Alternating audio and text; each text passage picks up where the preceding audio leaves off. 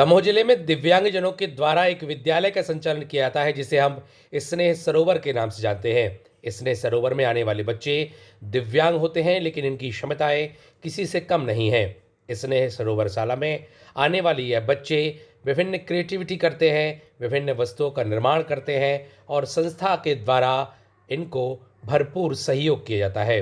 संस्था के प्रमुख डॉक्टर शीलालाल के द्वारा लगातार ही इन बच्चों की प्रगति के लिए ध्यान रखा जाता है। संस्था के द्वारा इन्हें विभिन्न वस्तुएं भी प्रदान की जाती है और इसी को लेकर यह बच्चे इस संस्था में आते हैं और अपनी कार्य कौशल क्षमता का प्रदर्शन भी करते हैं।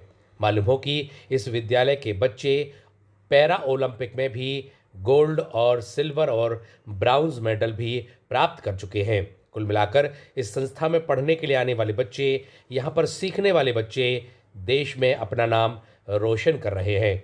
कुछ बच्चे ऐसे हैं जो पैरा ओलंपिक में आगामी दिनों में अंतर्राष्ट्रीय स्तर पर भी खेलेंगे। ऐसे में स्नेह सरोवर संस्था के द्वारा किया जाने वाला कार्य निश्चित ही सराहनीय है। यहाँ के शिक्षकों के द्वारा इन बच्चों को जिस तरह से परिपूर्ण किया जा रहा है वह बहुत ही महत्वपूर्ण है।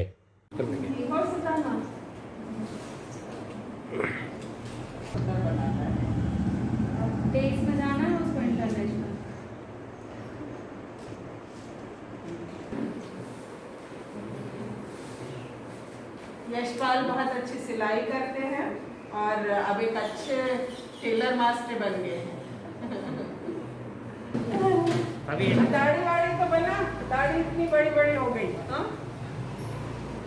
अच्छा डांस करती है, कई जगह जीत चुकी है प्राइजेस।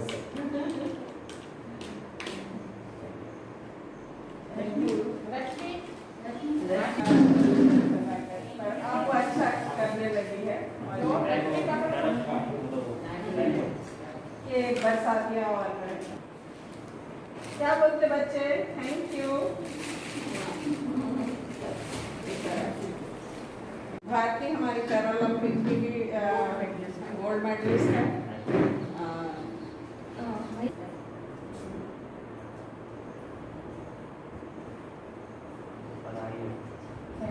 बच्चे तो एक तरह से फूलों के समान होते हैं, गीली मिट्टी के समान होते हैं। जिस तरह से आप ढालेंगे उस तरह से ढल जाते हैं। बहुत बार ये होता है कि दिव्यांग बच्चों को देखकर लोग सोचते हैं कि इनमें ये कमी है, लेकिन परमात्मा ने उनको बनाया है तो उनकी जो आत्मा है वो बहुत पवित्र होती है और वो भी सब कार्य करने के इच्छुक होते हैं और अगर उनको प्रोत्साहन मिले तो बहुत कुछ अपने ढंग से कर सकते हैं।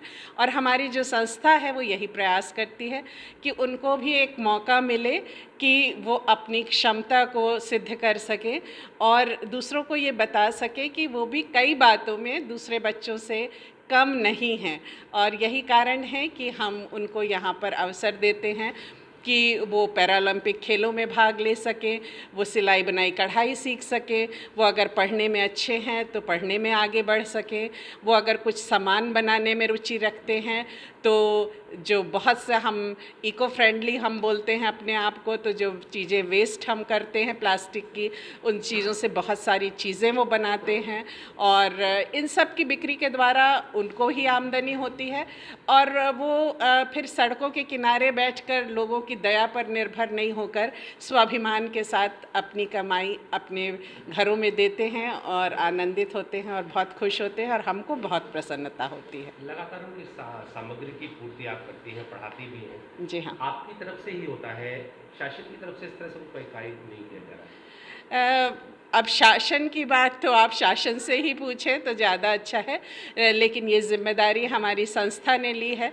तो हमारी संस्था ही इस जिम्मेदारी को पूर्ण करती है और जितना कुछ हम कर सकते हैं वो हम करने का प्रयास करते हैं।